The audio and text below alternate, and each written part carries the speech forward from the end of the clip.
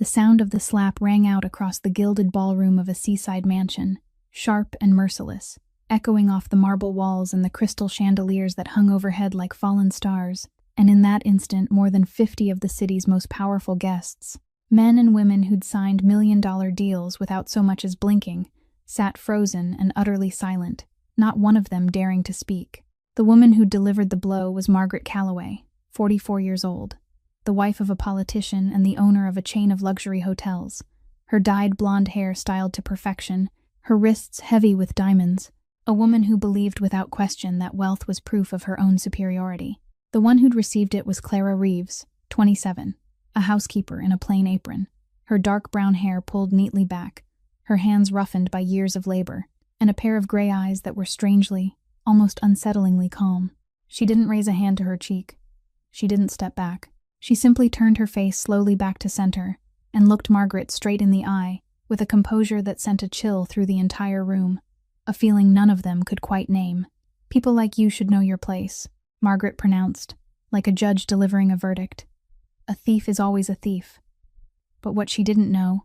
what not a single soul in that glittering room knew, was that the woman she'd just struck and branded a thief was no ordinary maid. For 5 long years, Clara Reeves had been the only person allowed into the most private room of this mansion's owner.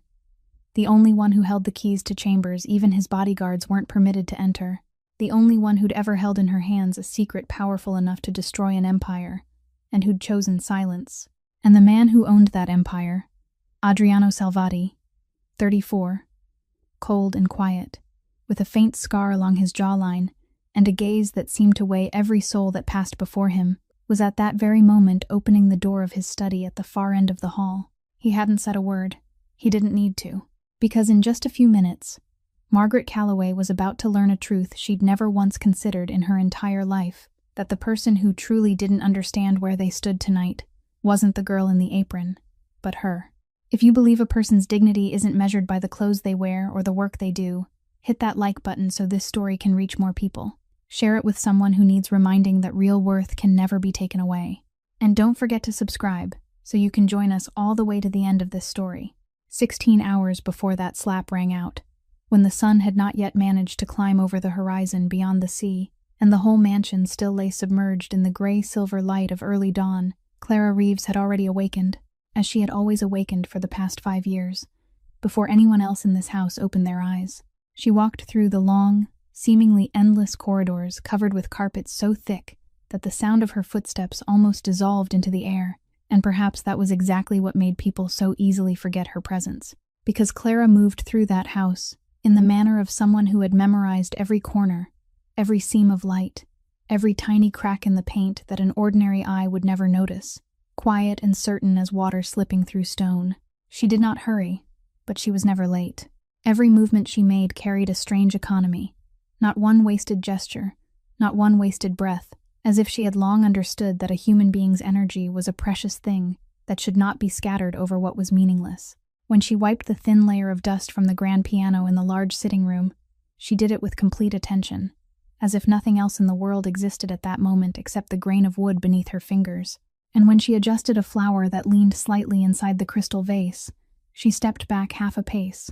tilted her head to observe it, then touched it again. Not because anyone would notice, but because she herself would know if it was not perfect. That was what outsiders rarely understood about Clara, that she did not work in order to be seen. She worked for the work itself,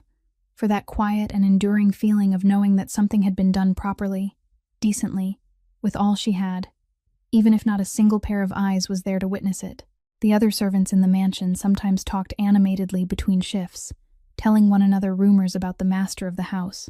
about the mysterious guests who came and went at midnight, about the luxury cars parked outside the gate with darkened windows no one could see through.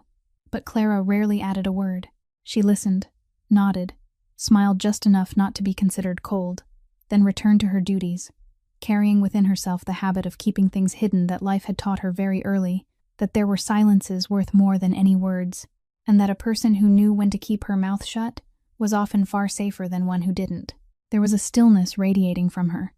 a kind of stillness that even those who disliked her had to admit was difficult to touch, like the smooth surface of a lake at daybreak, not because nothing moved beneath its depths, but because she had learned not to let the surface reflect the currents below. When a young maid newly hired at the mansion dropped a silver tray onto the marble floor and stood frozen in fear, her face drained white as she waited for a reprimand, it was Clara who stepped forward, quietly bent down to help pick up the scattered spoons, and said softly, just loud enough for the girl to hear, that everyone had days when their hands trembled,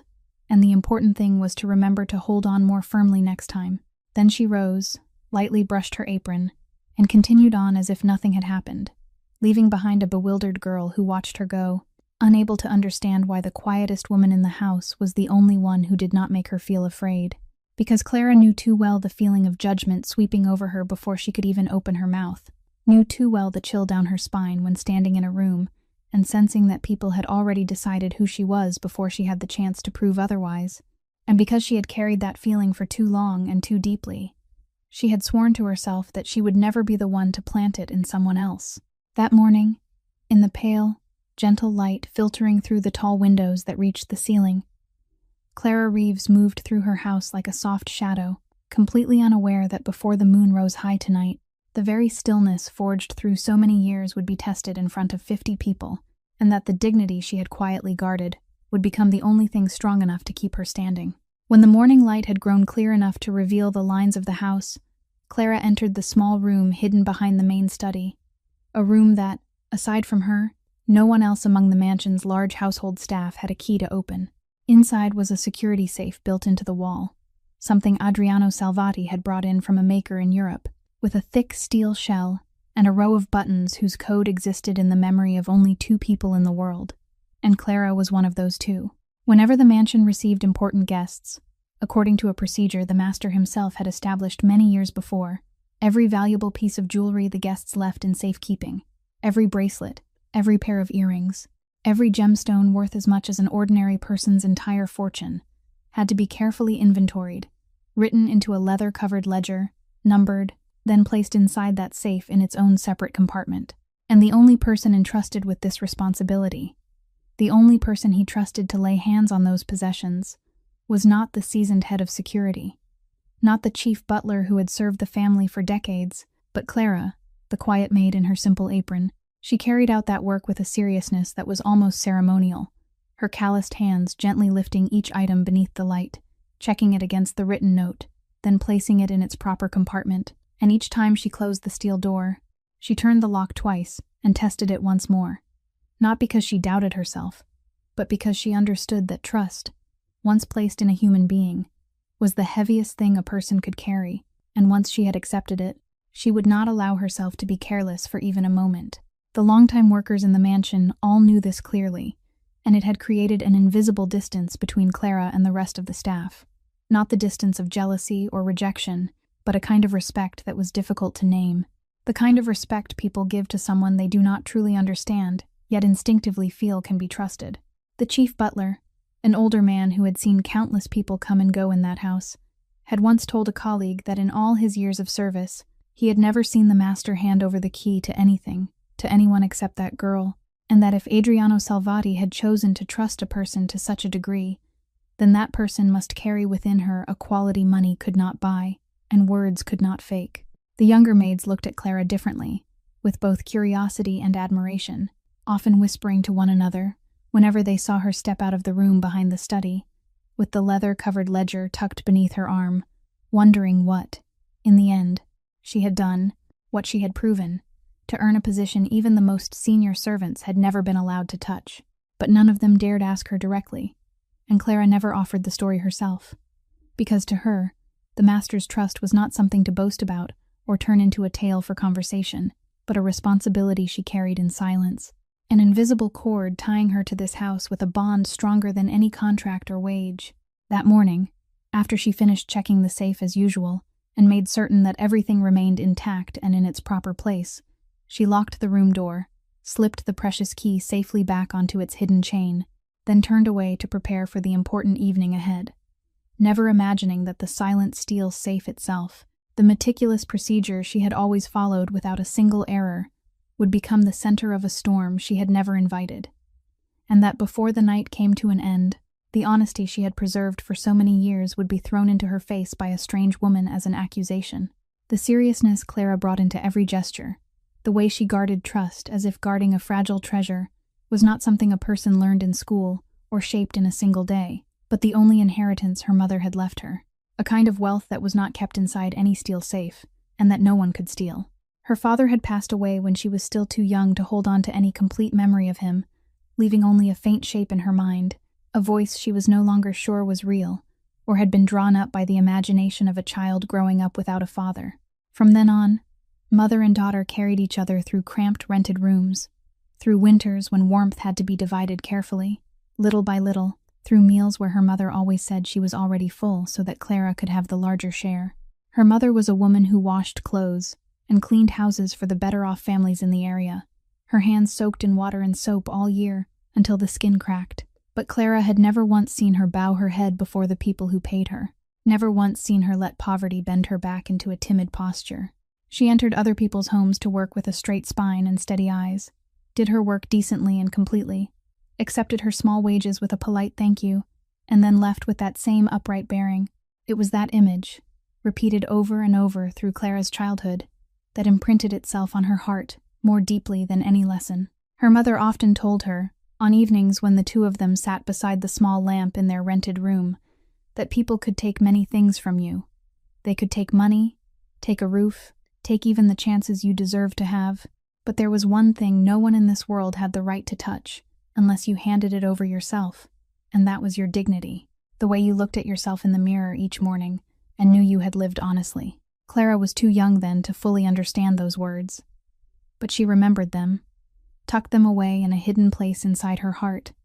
only to understand many years later just how precious they were. When her mother fell ill, the sickness quietly gnawing at her from within, beginning with bouts of fatigue she tried to hide,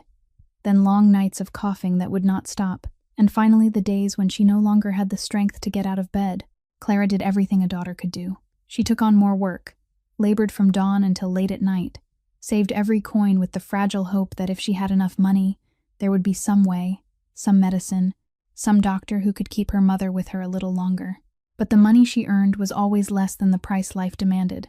and she had to stand there watching the only woman in the world who loved her quietly weaken day by day, in a helplessness no words could fully describe. Her mother passed away on a peaceful autumn morning, just as the first rays of sunlight slipped through the window, and the last thing she did before closing her eyes was take her daughter's hand, squeeze it very gently, and say with the thin breath she had left that Clara must never let anyone make her believe she was beneath them, because she wasn't. Those words followed Clara through the rest of her life, not like a bleeding wound, but like a small flame carefully kept inside her chest, warm and enduring, lighting her way through her loneliest years. She did not cry much at her mother's funeral, not because she did not hurt, but because she understood that the deepest grief was often the quietest, and that the best way to remember a person who had lived uprightly until her final breath was not to collapse, but to keep standing straight exactly as that person had taught her. And from that autumn morning on, the orphaned girl named Clara carried within herself a dignity that later, no matter how many humiliations life threw at her, no one would ever be able to take away. After her mother died, Clara stepped into life with empty hands and a heart still warmed by the flame her mother had left behind. That year, she had just turned 19, old enough to care for herself, yet still far too unseasoned before the schemes of a world whose cruelty she had not yet fully understood. She found work as a maid in the mansion of one of the wealthiest families in the city, a place where the carpet laid across the entrance alone was worth more than many years of rent for her and her mother combined. A frequent guest of that house, a relative of the owner, was a young, wealthy woman named Margaret, whose cold pride Clara would never forget. It was this woman who later accused Clara of stealing a diamond ring, a woman beautiful in a cold way, always dressed in expensive clothes, looking at the servants the way one might look at pieces of furniture that happened to move, useful when needed and invisible when they were not. Clara worked there with all the devotion her mother had taught her, arriving early, leaving late, never speaking one word of complaint, quietly completing every task she was given, with the severe standard she set for herself. And for a while, she was naive enough to believe that if she worked well enough and honestly enough, people would treat her fairly. She was wrong. One afternoon, the mistress discovered that a diamond ring had vanished from the jewelry box in her private room, and instead of seeking the truth, She needed only to sweep her eyes once across the servants and stop at Clara, the poorest girl there, the newest one, the one with no one behind her and no voice in that house. Then she made the accusation in the firm voice of someone who believed her position gave her the right never to be mistaken. Clara had stood in that splendid room, among the probing eyes of the other servants who quickly lowered their heads to keep from being involved, and she said, in a voice that trembled but did not evade, that she had not taken the ring, that she was willing to let them search anything that belonged to her. But those honest words fell into emptiness like raindrops falling onto stone, leaving no trace behind. The mistress did not even bother to listen until the end. She merely waved her hand to signal the housekeeper, declared that people like Clara did not deserve to be trusted, that she had to leave the house that very night, and that of course she would receive not 1 cent for the month she had worked, because in that woman's words, a thief did not deserve to be paid. That money was everything Clara had been relying on to pay the remaining debt from her mother's final days, the only thin life raft keeping her from sinking all the way to the bottom, and having it torn from her hands so unjustly pushed her into the most miserable month she had ever known. Nights with no place to shelter, long stretches of hunger, moments when she thought the flame her mother had given her might finally be blown out because the winds of life were too cold. But what carved itself most deeply into her heart was not the hunger or the cold, but the feeling of being judged and condemned without even one chance to clear her own name, the feeling of standing before someone who held power and money in her hands, watching that person decide who she was, paste a label onto her that did not belong to her, then brush her hands clean and walk away as if she had only thrown out a piece of trash. In those dark nights, Clara did not allow herself to collapse, though the rage often rose so high it choked her throat,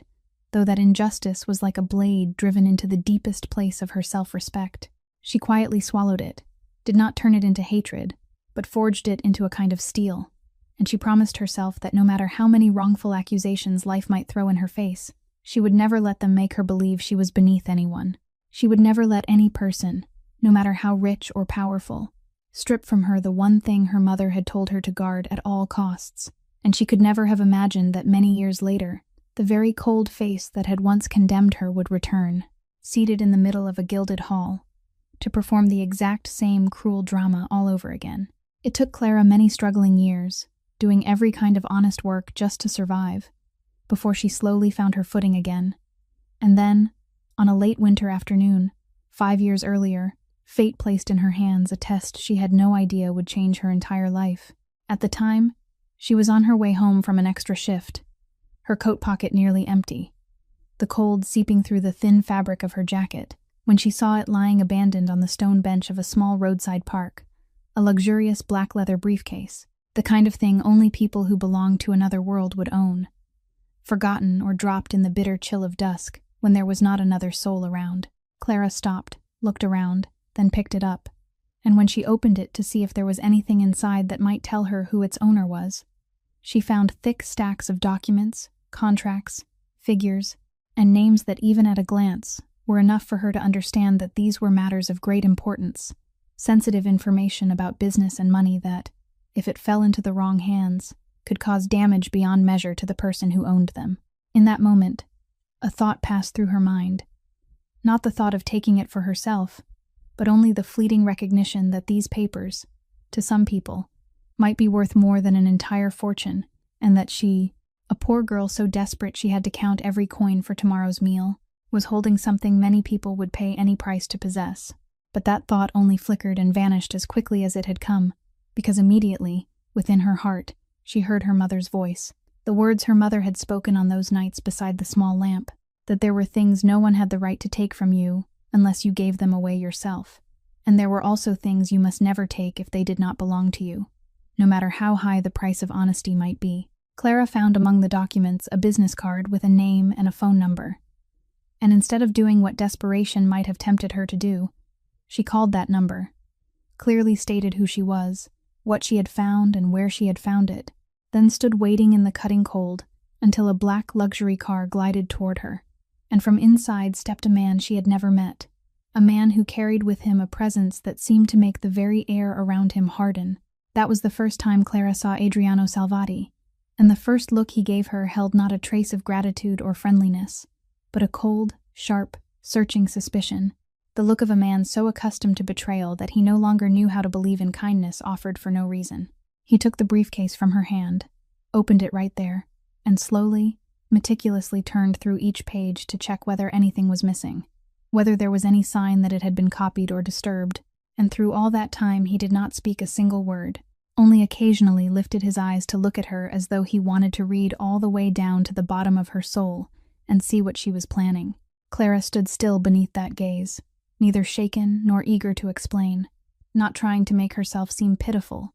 in hopes of a reward. She simply waited in silence, standing straight in the manner her mother had passed down to her, and when Adriano finally closed the briefcase, certain that everything was still intact, he looked at her once more, this time for longer, as if he were seeing something he had not expected and could not easily explain. He asked her why she had not kept it, why someone as clearly in need as she was had not taken advantage of this chance, and Clara answered with only one simple sentence, because it was not hers. And the way she said those words, without a hint of hesitation, without a hint of display, made that cold and suspicious man fall silent for the first time in many years, as he looked at a stranger with something very close to respect. A few days after that meeting in the winter cold, a phone call reached Clara, and the person on the other end informed her that Adriano Salvati wanted to invite her to work in his mansion, an offer that at first made her hesitate because she knew too well the feeling of stepping into a wealthy house only to be treated like an object. But in the end, she accepted, partly because of her circumstances, and partly because of some faint instinct telling her that this man was different from the mistress she had known years before, and she was not wrong. In the early days, Adriano still kept the same coldness and suspicion that had settled into his very blood and bone. He observed her from a distance, gave her small tasks, then silently checked whether she did exactly what she had promised, whether she truly was the person that winter afternoon had briefly shown him, because in the world he lived in, trust was the rarest and most expensive luxury, something that, if given wrongly, could cost a person things far more precious than money. But month after month, year after year, Clara proved who she was, not through vows or attempts to win favor,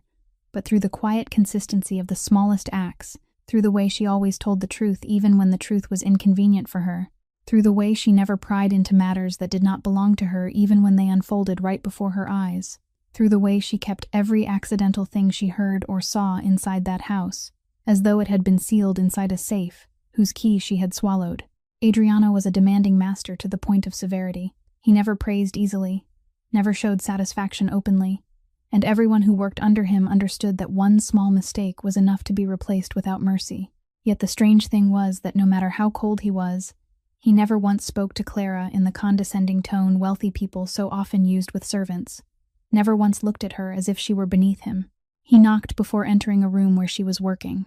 called her by name properly instead of merely waving her forward with his hand,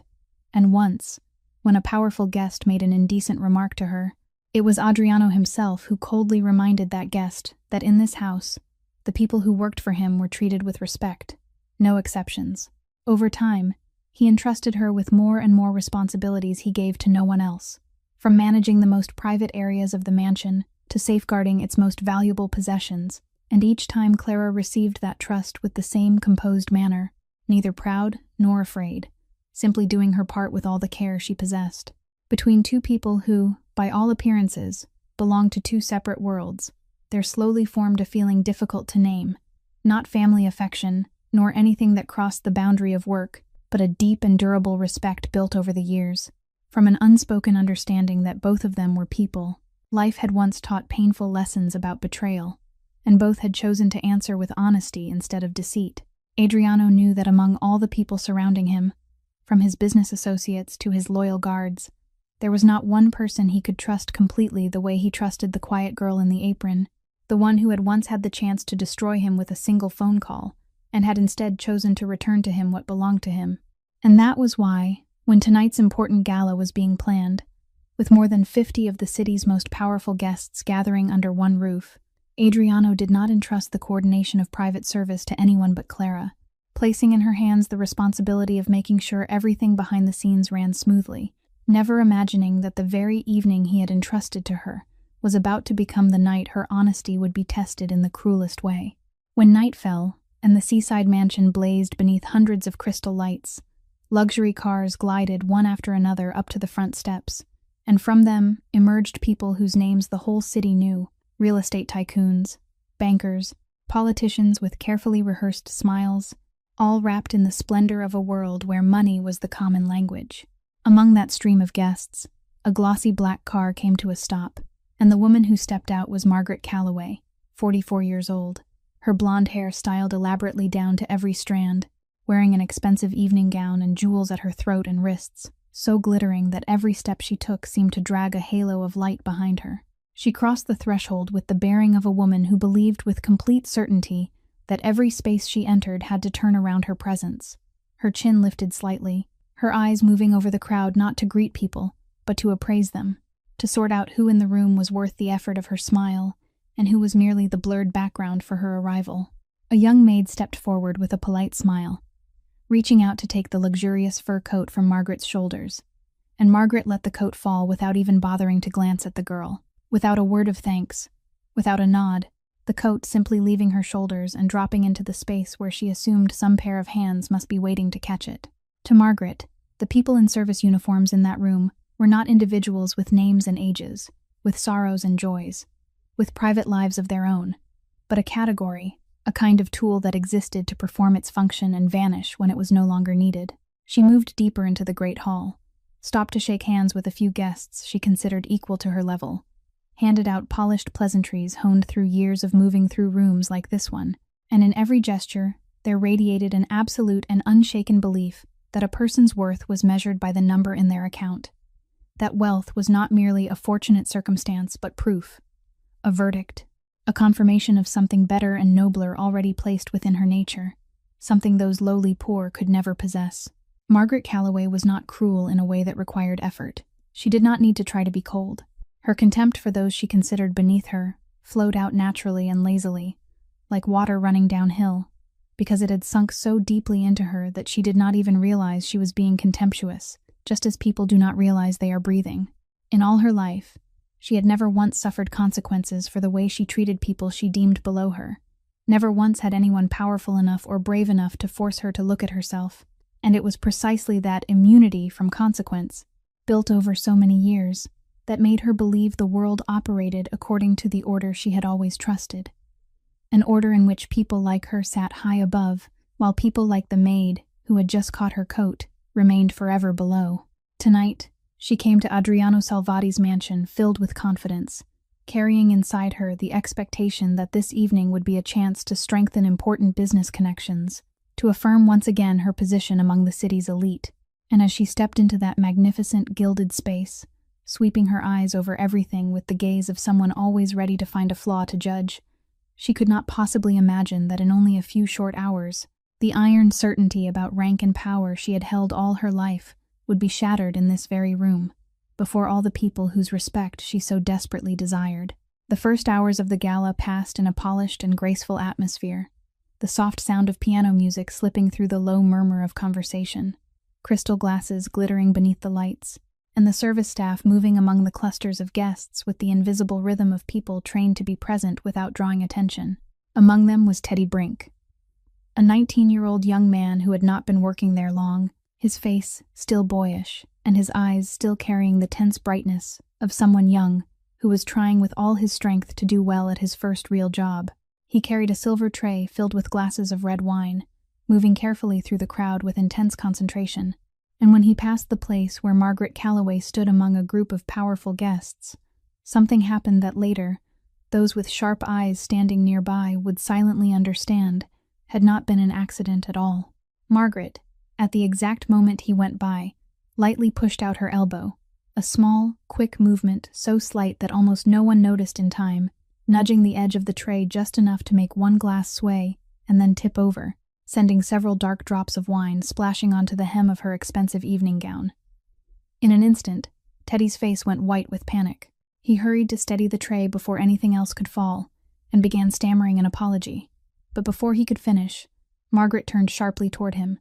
and her voice rose, not very loud, but so icy and full of authority that the conversations around her immediately died away. She scolded him for being clumsy, called him the kind of person who was not capable of handling even the simplest task,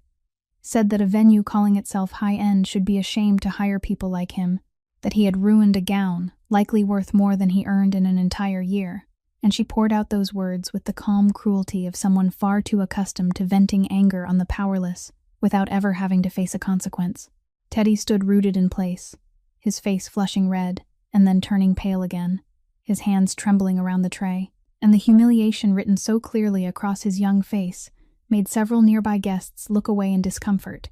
but not one of them spoke up, because stepping into the fury of someone like Margaret Calloway brought no benefit to anyone. It was at that moment, from the far end of the great hall, that Clara immediately sensed the shift in the room's atmosphere, the way the sounds had suddenly dropped, the tense silence spreading outward like ripples across water, and with the instinct sharpened by years of working in spaces like this, she understood that something had gone off course. She set down what she was holding, then walked toward the crowd with her usual calm stride, neither hurried nor hesitant. And when she reached them, she gently placed herself between Margaret and the trembling young man, like a soft wall shielding him from the storm. She spoke to Margaret in a measured and respectful voice, offering an apology for the inconvenience the lady had suffered, assuring her that the gown would be attended to immediately, and that the rest of the evening would proceed perfectly. She said all of it without lowering her head in submission, without a trace of fear in her eyes, her calm so complete that it could almost have been mistaken for indifference, though in truth it was the composure of a person who knew exactly what she was doing, soothing the situation rather than kneeling before it. Margaret looked at her, truly looked at her for the first time, her eyes slowly sweeping from Clara's composed face down to her simple apron, pausing at her straight posture, and the strange stillness radiating from this woman. And something in that stillness made Margaret feel vaguely irritated, like the annoyance of pushing against a door that refused to open the way she wanted it to. She said nothing more, but as Clara led the young man away, Margaret's eyes continued to follow her, and in that gaze lingered a cold contempt, the kind of contempt not aimed at one particular person, but at an entire class, the gaze of someone who had long ago finished judging what sort of person stood before her, and how much that person was worth. About 1 hour after the incident with the young server, when the gala had moved into the buffet portion, and the guests had begun scattering throughout the great hall with glasses of wine in their hands, Margaret Calloway went to the private reception area, where, according to the procedure Adriano Salvati had established long ago, guests could leave jewelry that was too valuable or too cumbersome to be safely worn throughout the evening. She lifted a hand to the back of her neck and removed the diamond necklace she had been wearing, a piece that anyone could tell with one glance was no ordinary adornment, with stones cut so exquisitely that they caught the light and glittered with every movement. And she said, in her usual condescending tone, that this was an heirloom of her family, worth more than the home of anyone standing there in service, and that she expected it to be watched with care. The person assigned to receive and handle those items according to the security procedure was none other than Clara, and she stepped forward, still carrying the calm manner that had become part of her very nature, accepting the necklace from Margaret's hand with measured gentleness, not gasping in admiration at its value as Margaret perhaps secretly expected, but simply treating it exactly as she treated every possession entrusted to her, with the care of someone who understood the weight of the responsibility she was carrying. Under Margaret's eyes, and those of several nearby guests, Clara opened the familiar leather-covered ledger, clearly and meticulously recorded the description of the piece, the time it was received, and then assigned a number to that entry, exactly according to the order she had never once broken. The contrast between the two women in that moment was so clear that anyone perceptive could feel it. One of them, Margaret, with her showy impatience, repeatedly reminding everyone of the item's value, as if wanting to make sure the maid in front of her fully understood what an important thing she had been handed. And the other, Clara, quiet and precise, not allowing the material worth of the necklace to alter even by a fraction the way she carried out her work. Because to her, an object worth a fortune and an ordinary silver tray both deserved the same degree of seriousness. After finishing the record, Clara carried the necklace into the small room hidden behind the study, the room to which only she had the key, and there, beneath the quiet light, she opened the wall safe with the code that existed in the memory of only 2 people, placed the jewelry into its own separate compartment, according to the number written in the ledger, then closed the steel door, turned the lock twice, and tested it once more as she always did. A motion that had become a ritual so deeply rooted in habit that she performed it almost without needing to think. Everything had gone exactly according to procedure, without one misstep. The necklace now lay safely inside the heart of the safe, fully recorded in the ledger,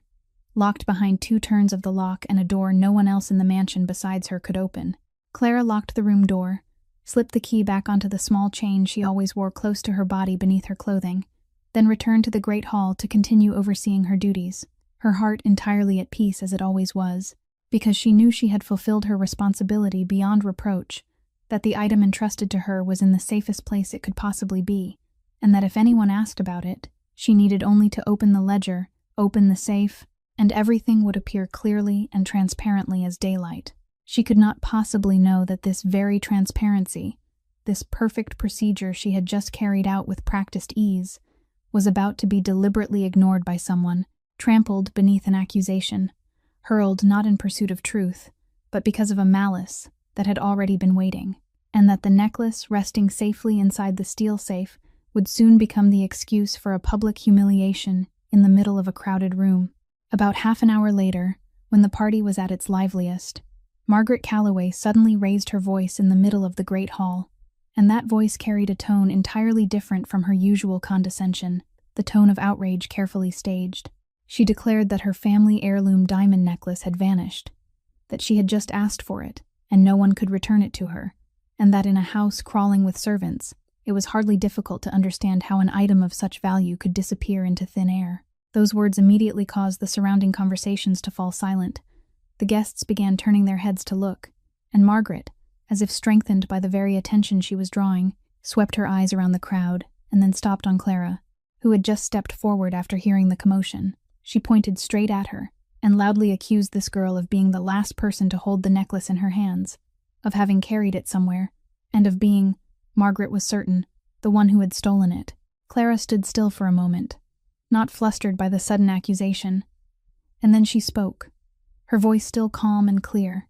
explaining that the necklace had been received according to procedure, carefully recorded in the ledger, and safely placed in the safe, and that if Margaret wished, Clara could open the safe immediately to prove that the item was still intact inside. She offered this with the steady confidence of someone who had nothing to hide, and if Margaret had simply nodded, if she had agreed to follow Clara to the small room behind the study, the entire performance could have ended within a few short minutes, with the truth laid bare. But that was exactly what Margaret did not want. She had no intention of allowing the truth to be proven, because her anger had never truly been about the necklace, but about something deeper, a smoldering irritation that had begun from the moment the woman in the apron dared place herself between Margaret and the young server, dared face her with that unyielding stillness. So the moment Clara finished speaking and turned as if to lead her toward the safe, Margaret immediately cut her off with a dismissive wave of the hand, declaring that she had no need to go anywhere to inspect anything, that she did not believe a single word from the mouth of someone like Clara, and that this little act of opening the safe to prove her innocence was nothing more than a clumsy performance by a dishonest person trying to conceal her guilt. She raised her voice even higher, and this time her words no longer circled around the necklace, but shifted into something far crueler, more personal. She began to stab at Clara herself, at Clara's background, saying that she knew very well what dark places people like her came from, that those rough, calloused hands were the mark of a lowly life, that the blood of the destitute, no matter how many layers of decency they wrapped around themselves, could never wash clean the thieving nature inside. Every word she spoke was like a knife aimed directly at the place she believed to be this girl's weakest point, and she said them with the triumphant voice of someone certain she was standing on a high platform, from which she could freely cast any judgment she pleased down upon those below. The entire great hall had now sunk into a thick silence, every eye fixed on the two women, and while Margaret climbed higher and higher into her fury, growing louder and more vicious as though fed by the very crowd watching her, Clara remained standing there, her back straight, her head lifted, her gray eyes fixed directly on the woman, insulting her without blinking, without turning away, without retreating even half a step. She did not answer those insults. She did not try to argue or explain further, because she had realized something that perhaps the whole room was beginning to realize as well, that this woman was not searching for the truth, not searching for her necklace, but searching only for a victim upon whom she could pour the power and contempt she had grown used to dispensing, and that Clara's steady silence, instead of soothing Margaret's rage, was feeding that fire in a way that, in only a moment more, would flare into something that could not be taken back. Clara's stillness, that calm refusal to break apart, seemed to become something Margaret could no longer endure, because for a woman accustomed to seeing others tremble and shrink before her anger, facing someone who still stood straight and looked directly into her eyes without fear was an insult even greater than any argument. She stepped closer, her diamond-covered finger pointing straight at Clara's chest, and her voice rang out shrill and sharp in the breathless great hall, demanding that the girl lower her head and confess at once, that she admit before everyone that she was a thief, that she was not worthy to stand in a room like this. Clara still said nothing. She only looked at the woman pouring fury over her with an almost unsettling calm, a gaze that held neither challenge nor pleading, only the steady presence of a person who knew exactly who she was and refused to let another person's words define her differently. And it was that firm silence, that unshaken posture, that pushed Margaret past the final line of restraint. Her hand flew up. It was not a wide movement. It was short, sharp, and fast enough that the whole room only understood what had happened after it had already happened, and the sound rang out, a dry, clear crack echoing between the marble walls and crystal chandeliers, filling the space that had already grown thick with silence. Clara's head tilted slightly to one side for a brief moment, then slowly returned to where it had been. She did not lift a hand to her cheek. She did not make a sound. She did not step back even half a pace. She simply stood there, her gray eyes still fixed on Margaret with the same unwavering composure she had carried from the beginning. And in that stillness there was something the entire room could feel but could not name, an invisible weight that seemed to freeze the air itself. Margaret stood there, her hand still hanging loosely at her side after the blow, her breathing a little quicker, and a strange flicker crossed her face, not quite regret, but the first vague awareness that the silence in the room now had a very different quality from the silence only seconds before. Clara allowed the moment to settle. Then she spoke, and her voice was so soft that the guests at the nearest tables had to lean forward to hear it, a quiet voice so utterly controlled and without emotion that it created a chilling emptiness in the center of the room. She asked whether Margaret was certain she truly understood what she had just done. That question, spoken calmly and without any open threat, carried a force that made Margaret pause, and to hide the unease just beginning to stir inside her, she let out a short, contemptuous laugh, a sound aimed as much at the crowd as at Clara. Then she turned to a nearby server and ordered, in the voice of someone certain, her command must be obeyed immediately, that she wanted to see the manager at once, and that this person, this thief, must be thrown out of here immediately. But what happened next, or rather what did not happen, was what sent the first real chill down Margaret's spine.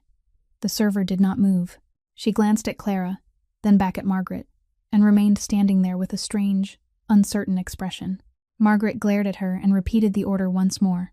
louder and sharper, but still, not one of the uniformed staff members in the great hall stepped forward to carry out what she demanded. All of them stood oddly still, exchanging looks Margaret could not read, and for the first time in an evening she had believed she fully controlled, Margaret Calloway began to feel, dimly and uneasily, that something here lay entirely beyond her understanding. That quiet yet stubborn refusal to obey began to gnaw at the sense of control Margaret had always taken for granted as her own, because in all her life, she had never once had to face the experience of issuing an order and watching it fall into empty space without anyone bothering to pick it up. She swept her eyes across the great hall, and this time, instead of seeing bowed faces of submission or frightened, evasive glances such as she was used to seeing whenever she grew angry, she encountered something entirely different. Something that confused her even more than open defiance would have. The servants scattered around the room did not seem panicked. They simply stood there with a strange restraint, and in the way they glanced toward Clara and then back at one another, there was something like an unspoken understanding of which Margaret had no part, as if all of them knew some truth that she alone, in this entire room, was still too blind to recognize. Margaret shifted her gaze to the guests, hoping to find there the agreement she was certain she deserved, hoping someone would nod in approval or offer a word of support for what she had just done. But what she received was only silence, and it was a silence more frightening than criticism, because it was not empty, but heavy, not the muteness of accomplices, but the held breath of people waiting for something that was about to happen. The married couple who had been sitting near her table were now staring intently down into the wine glasses in their hands, deliberately avoiding eye contact with her. The older man she had thought of as an ally was turning his body slightly away, as if trying to separate himself from the space that was gradually becoming dangerous around Margaret. And here and there in the crowd, whispers began passing from one ear to another, too soft for her to hear clearly, yet still enough for her to feel that people were speaking about something she should have known, but did not know at all. A vague unease, a feeling Margaret had not tasted in so many years that she had almost forgotten it existed, began to creep into her. At first, only a small ripple at the bottom of her heart, then slowly widening into a suspicion that became harder and harder to deny, the suspicion that perhaps she had misjudged something very important. She tried to steady herself, smoothing the hem of her gown, lifting her chin in the way she always did to reassert her authority. But the gesture now carried a stiffness, like an actress trying to cling to her role even as the stage beneath her feet began to crack. And then her eyes suddenly stopped on a man from the security team standing near the main exit. A man who had just raised one finger to touch the small earpiece fitted at his ear, listening to something being transmitted to him. Margaret saw his face change, not in panic, but in a way that chilled her even more. The look of a man who had just realized that an incident he had thought was minor was not minor at all. The man straightened, his shoulders tightening, and he looked toward the passage leading out from the study deep inside the mansion, then began to move, not toward Clara as Margaret secretly hoped, but in another direction, as if clearing a path, as if preparing for the arrival of someone. Margaret followed his steps with a tightening feeling in her chest, and though she still could not understand what was happening, though she still tried to hold on to the belief that she was in command, she could not deny the cold instinct rising within her, that the balance of this room, the balance she had believed was tilted entirely in her favor, was silently shifting toward another side she could not control. Adriano Salvati was not the kind of man who made a noisy entrance. His presence simply arrived, the way pressure arrives before a storm, quiet at first, then sudden, carrying with it the quality of something that could not be reversed. He stepped out from the passage leading to the study deep inside the mansion, tall and unhurried, not rushing in the slightest, and within only a few heartbeats, the whole room had felt him. The whispers died away, heads turned slightly, and the crowd, like invisible iron filings, rearranged itself around the magnetic field he gave off. A few guests straightened by reflex, others dipped their heads in greeting, and even the most powerful people in the room, those accustomed to being respected by others, unconsciously adjusted their posture as he passed. Because in the world they all belonged to, everyone understood that this man stood on a different level. He said nothing as he entered. His cold, sharp eyes swept across the room with methodical precision, reading the temperature of the space in the way he always did, taking in the tense stillness at the center of the great hall, taking in the restrained worry on the faces of the staff, and then that gaze stopped on Clara. She was standing a few steps away from Margaret, her back still straight, her face still holding its familiar composure, but on her left cheek, beneath the crystal lights, there was an unmistakable red mark, a trace so clear it told its own story without needing a single word. Adriano stopped walking. Everyone standing around him seemed to freeze with him, and the room fell into a silence even deeper than before.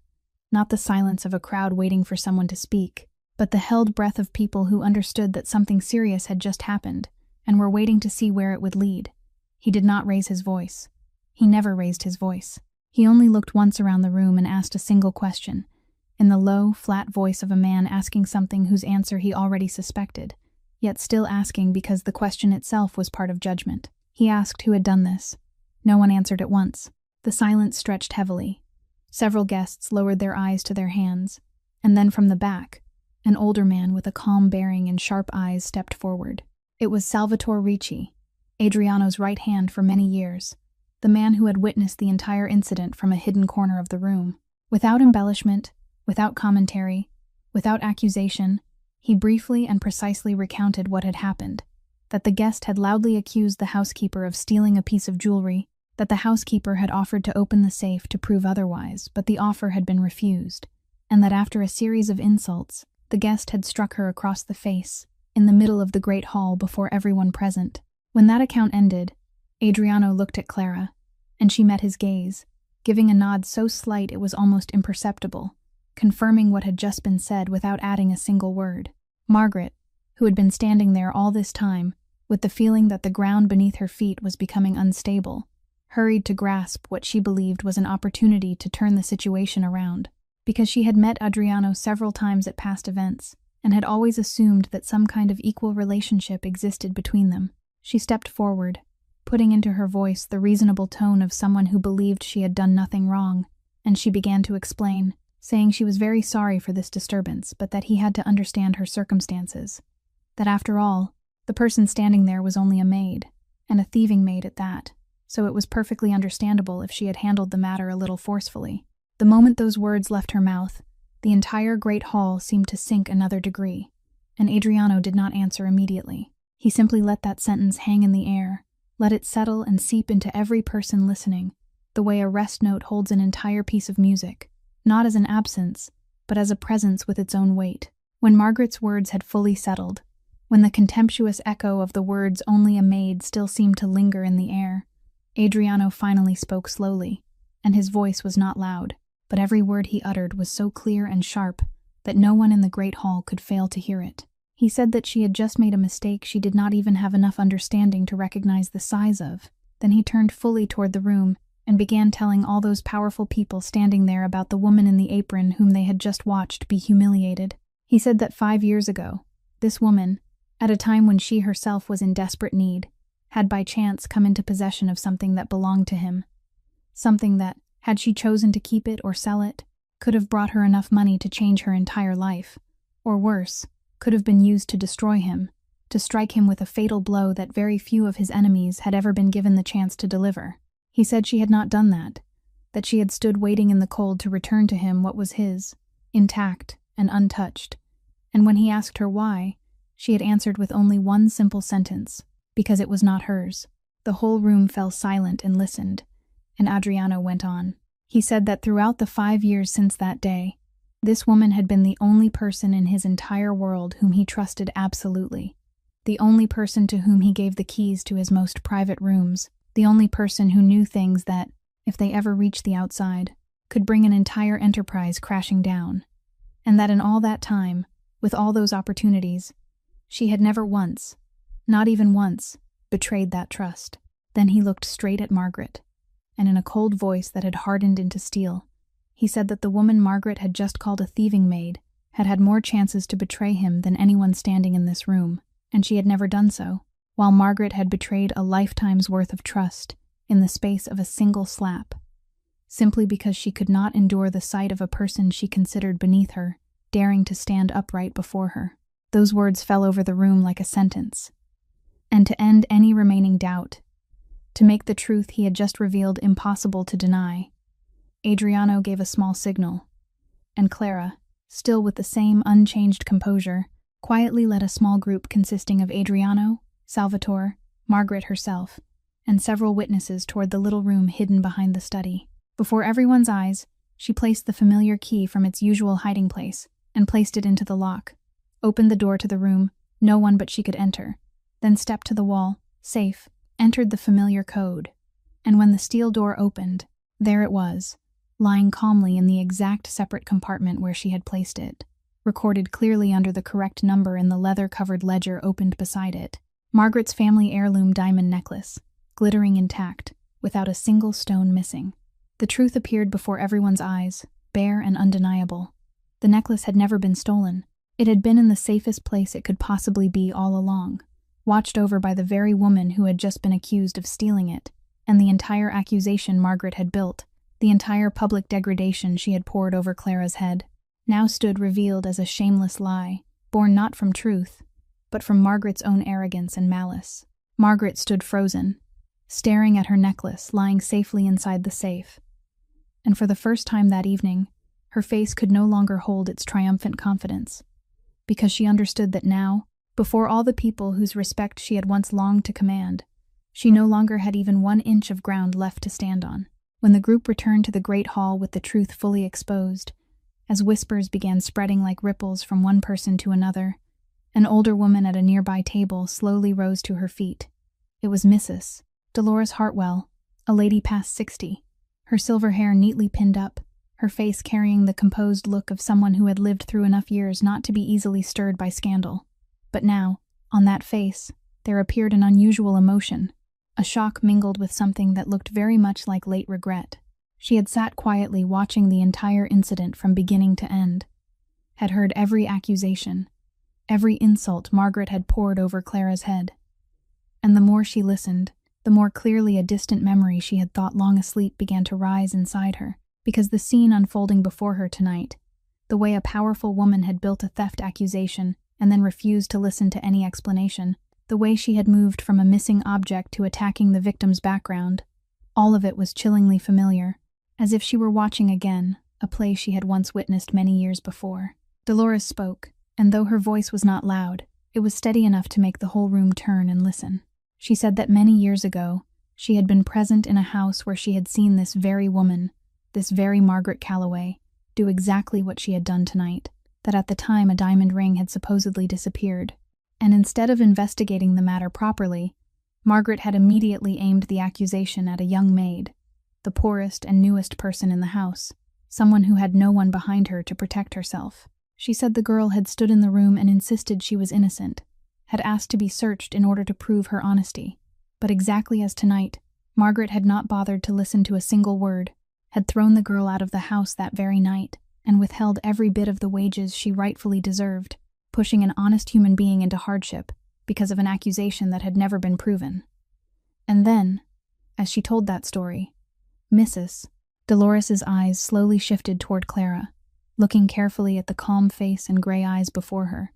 and the truth her mind had just pieced together seemed to catch in her throat, because she realized that the young maid who had been falsely accused all those years ago, the victim of that unjust performance she had witnessed and had regretted for years because she hadn't dared speak up,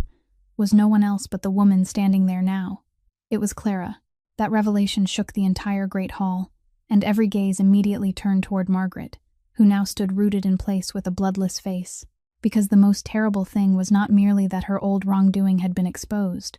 but that she realized she had just repeated that same wrongdoing upon the very same person, a person she had not even recognized. All evening long, Margaret had stood facing Clara, had looked into her face, had insulted her with the cruelest words, and not once had there flashed in her memory the image of the girl she had once pushed into the street, because to Margaret, servants had never been individuals with distinct faces and separate fates worth remembering. They were only a type,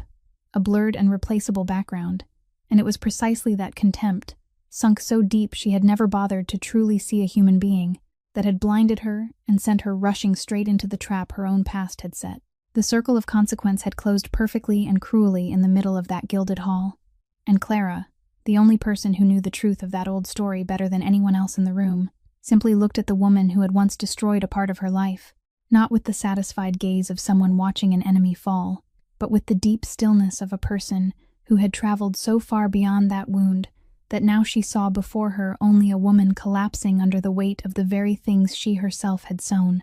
Adriano Salvati was not the kind of man who needed loud threats or crude acts to make a person face consequences, because the power he held operated in a far quieter way, far more discreetly, and for that very reason, it was many times more ruthless. He turned to speak with several guests, standing nearby in his usual low and composed voice, and in those few brief sentences, he mentioned a truth that everyone present in that room silently understood, but rarely said aloud, that Margaret Calloway's husband, a politician with many ambitions, had long depended on a series of important projects and permits that, without the backing of the network of relationships Adriano controlled,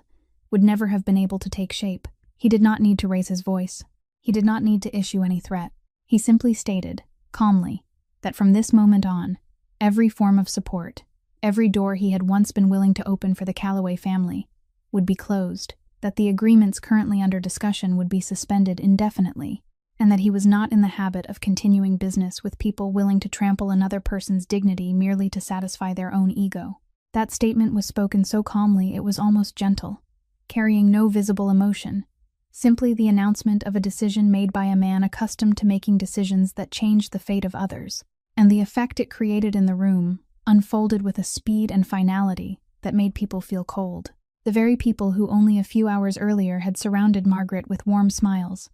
the partners who had once eagerly discussed cooperation with her family, now began making small but deeply meaningful adjustments, a slight lean away, a gaze suddenly busy with the screen of a phone,